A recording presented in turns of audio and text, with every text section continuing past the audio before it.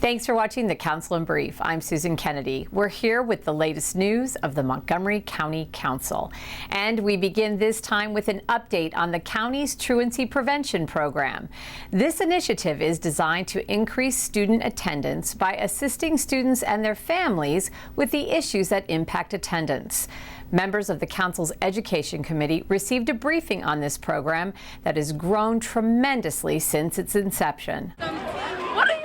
The program is aimed at proactively addressing student absenteeism before it grows worse. The Truancy program is currently in 15 county middle schools, and officials say it's getting those students back in the classroom. However, State's Attorney John McCarthy told committee members the issue of truancy is a much larger problem than they originally thought. And again, we're talking about habitual truancy, and actually when I look, because why do I care as a state's attorney about truancy is because I'd rather have a kid in a classroom chair engaged in his education than before one of my prosecutors in a juvenile court maybe occupying a cell at a juvenile detention facility.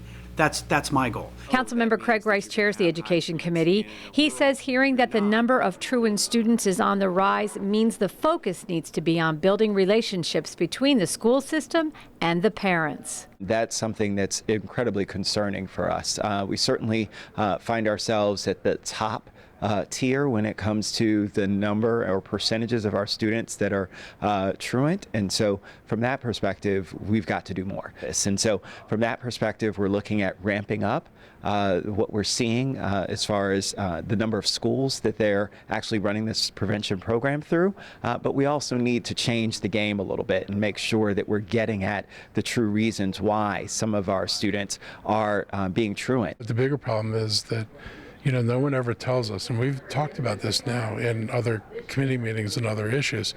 We don't talk about the magnitude of the problem. We talk about our programs and say, look what we're doing, we're serving these many kids, and only now we're beginning to say, and how many should we be serving? Let's a little applause for the 106 graduates in this program.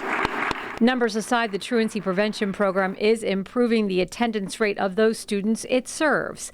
Craig Rice says though not all the participants are graduating from the program, being a part of it does foster a better sense of responsibility. Even if they're achieving 25-30% attendance, grades go up as a result. The student becomes more engaged, they become a better student overall, a better community member. All of the ancillary things that happen as a result of them attending more school are all positive. In other news, introduction of a measure that would allow bed and breakfast to operate here in Montgomery County.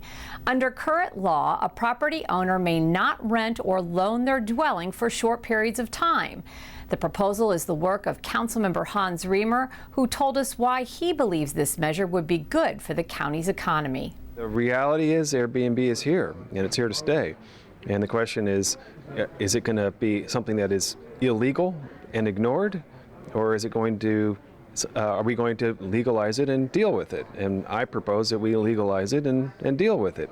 And the way I would do that is by requiring everyone to register and get a very easy to get license, but then require that you can't, you can't buy a house essentially and then turn it into a full-time rental. It has to be your house. You have to live in that house.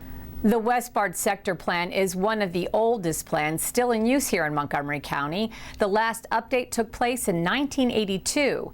This week, the council received an overview of the amended sector plan, which includes preserving existing neighborhoods and redevelopment of some older commercial centers. It's a good policy question for the council. How do we deal with these aging areas? How do we bring them up to speed in terms of the benefits to the community that they offer?